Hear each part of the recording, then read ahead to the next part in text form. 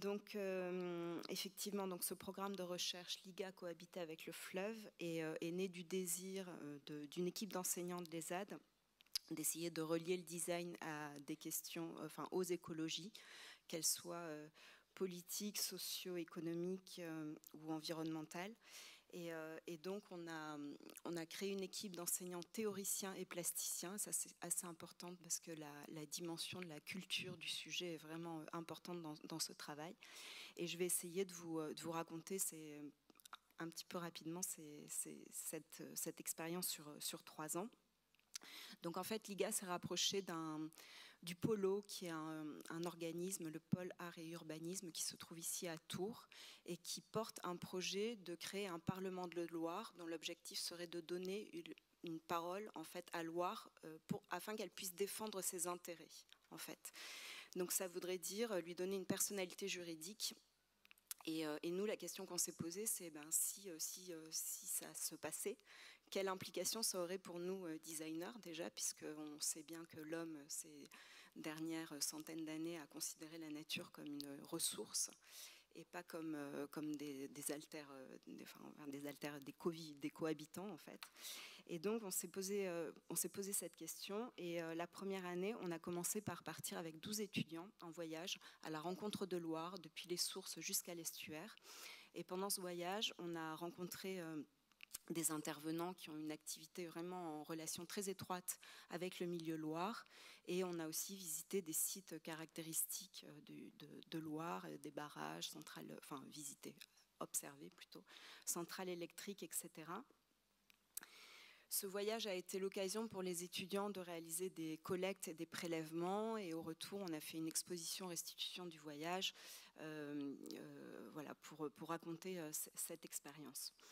Ce voyage, il a aussi été pour nous l'occasion d'essayer d'identifier des enjeux à la fois sur la question de Loire, dans l'observation de son système très, très complexe, de ce milieu, et puis aussi des enjeux de design. C'est-à-dire que ce voyage, on a essayé de le faire avec nos outils et nos sensibilités de designer.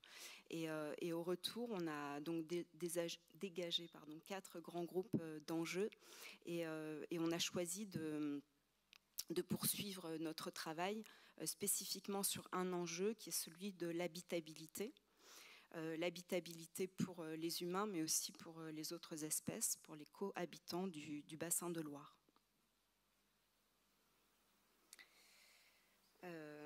En fait, cette notion d'habitabilité, alors si vous avez l'occasion d'aller visiter le site internet du Polo, vous allez voir qu'il y a toute une série d'auditions du Parlement de Loire qui donnent parole à différents théoriciens, donc écrivains. Il y a Camille de Toledo notamment, archéologues, des artistes, des personnes qui ont à voir avec Loire et qui ont envie de défendre en fait ce projet du Parlement de Loire. Donc c'est des gens qui réfléchissent ensemble à ce projet.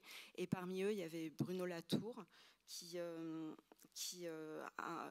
abordé la question des peuples de Loire en fait et qui questionnait comment redonner de l'attachement, c'est-à-dire comment redévelopper l'attachement des humains au milieu Loire en fait. Ça rejoint un petit peu les questionnements de Baptiste Morisot, philosophe et pisteur de loups, ce qui est très important, qui donc travaille sur le vivant, sur les autres manières d'être vivant et qui énonce que peut-être que la crise de l'écologie est en fait une crise de la sensibilité, c'est-à-dire que l'humain, en se mettant à distance de la nature, en scindant nature et culture, finalement a coupé sa sensibilité en fait aux autres vivants, et que peut-être que donc Bruno Latour, lui dans les auditions de Loire, disait que peut-être que d'arriver à recréer des attachements avec les autres vivants, ça serait déjà une manière d'inciter les humains à préserver en fait ces milieux. Donc la deuxième année, à partir de cette notion d'habitabilité, on a décidé de travailler sur une zone, un territoire plus resserré. Ah oui, j'ai oublié de dire que le programme de recherche LIGA, il s'inscrit dans un parcours design des communs à l'ESAD, un parcours espace en fait. Donc on travaille à l'échelle des territoires. Donc la deuxième année, on a décidé de resserrer notre étude sur une zone dans la métropole d'Orléans qui est assez caractéristique de la complexité du milieu Loire, puisqu'elle regroupe à la fois une réserve naturelle, la réserve naturelle de Saint-Mémin, qui est une réserve de rive. Elle regroupe des équipements type assainissement des eaux, je trouve plus. Bref, des routes, une autoroute, des équipements de loisirs, des habitations. Donc en fait, on s'est rendu compte que là, on avait un lieu qui était vraiment très intéressant parce qu'on avait une réserve naturelle et en même temps, on avait plein de lieux de friction avec des usages humains. Et donc, on a décidé de s'attacher à l'observation et l'analyse de ce périmètre d'études. Et la ville de La Chapelle-Saint-Mémin a mis à notre disposition un terrain en bord de Loire, en fait, un terrain dans une zone non constructible qu'on voit là en bas à droite, et qui nous a permis d'être tout à la fois pour nous un lieu d'immersion pour pouvoir aller explorer ce périmètre d'études et en même temps un lieu d'expérimentation pour expérimenter du projet à l'échelle de la micro-architecture.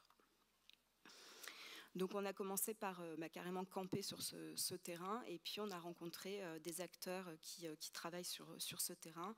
Les étudiants ont réalisé des observations. Ils ont inventé aussi des outils de collecte et d'observation.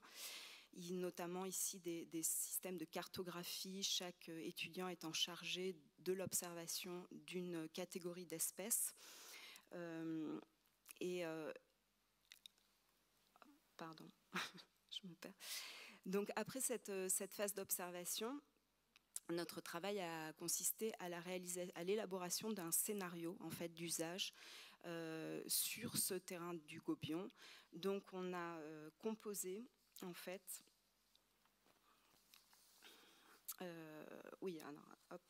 En fait, pour élaborer ce scénario d'usage, on avait dégagé trois objectifs préalables. Un, c'était s'appuyer sur des usages ou des activités qui, pour certains, étaient déjà existants, qu'on avait analysés, relevés dans la phase d'analyse. On a donc identifié des activateurs qui sont, par exemple, Loire et Nature Environnement, qui est responsable de la gestion de la réserve naturelle, la ville de La Chapelle-Saint-Mémin, le musée de la biodiversité à Orléans, des associations pour la défense de l'environnement, notre équipe de travail LIGA. Et on a imaginé que en fait, ce dispositif à l'échelle de l'espace pourrait être activé par ces groupes, ces associations, ces groupes, qui travaillent avec des publics et que le dispositif que l'on allait concevoir allait être une sorte de vecteur pour que ces groupes puissent effectuer de la médiation sur ce terrain, en fait. Donc on a identifié des usages, alors des usages humains, qui permettraient de promouvoir la discussion et le partage autour de la question des coprésences, et, en favorisant une attention possible aux présences des autres vivants. Et on avait aussi identifié la nécessité, comme on est en terrain, en zone inondable, de concevoir de manière réversible et légère, et aussi pour pouvoir permettre une adaptabilité des usages, et aussi par rapport au sens de notre projet, d'être évidemment le moins impactant possible pour le milieu. Donc on se retrouvait dans une réflexion de pluralité d'usages. Et on a continué le travail par une série de recherches de mise en forme à l'échelle de l'espace de ce scénario d'usage. Je reviens juste sur le scénario d'usage. J'ai oublié de dire que donc c'est un dispositif qui permet à la fois de bivouaquer, d'écouter une pièce sonore, de réaliser des réunions, des rassemblements et d'observer le milieu. Donc les premières recherches de mise en forme, les étudiants ont vraiment travaillé sur les notions de perméabilité avec le milieu, en tentant des absences de parois pour laisser passer les vents et les insectes, en imaginant des sortes d'ombrières en filet qui reçoivent les premières feuilles de l'automne, en imaginant des hauteurs d'assises assez proches du sol pour pouvoir sentir davantage le sol qui avait été laissé tel quel. Donc il y a eu une recherche de mise en forme. Finalement, tout ça s'est regroupé dans une sorte dans un projet qu'on a intitulé le lieu des négociations, espace en relation, et qui est donc un dispositif qui est comme une sorte de seuil qui pointe l'importance des attachements au milieu, donc qui est une sorte de lieu qui peut être activé par les différents activateurs. Je suis très mauvaise à l'oral. Et qui peut donc être investi pour leurs activités auprès des publics, pour pouvoir introduire à ce milieu complexe qui est ce périmètre d'études qui comprend la Loire et son environnement proche. Donc voilà. Donc le module, il est composé de 8 quartiers en fait, qui peuvent être soit réunis en cercle et au besoin inclure un arbre ou d'autres éléments vivants, ou disposés de manière plus éclatée. On a eu une première phase d'expérimentation in situ échelle 1 sur le terrain avec les étudiants, menée par Aymeric Versier, designer et menuisier, qui a donné lieu à un travail à différentes échelles, en dessin, en maquette et en prototype échelle 1. On a aussi développé un travail d'ombrière qui reçoivent en fait des traces du milieu. Donc ici, on a une maquette échelle réduite, le prototype en place sur le site, enfin un morceau de prototype plutôt. Et ici, on a une représentation du dispositif en coupe dans son milieu. On voit qu'il était vraiment important pour nous de notifier les présences des cohabitants. Et j'insiste sur le fait que cette représentation, elle n'est pas illustrative, enfin, elle a été réalisée à la suite de réels relevés. En fait, voilà, ça a été documenté. Voilà. Donc là, une image du projet. Et pour finir, en fait, les étudiants ont travaillé avec Paul Laurent, qui est musicien et compositeur, et qui leur a fait réaliser une pièce sonore en fait, à partir de field recording pris sur l'ensemble du site.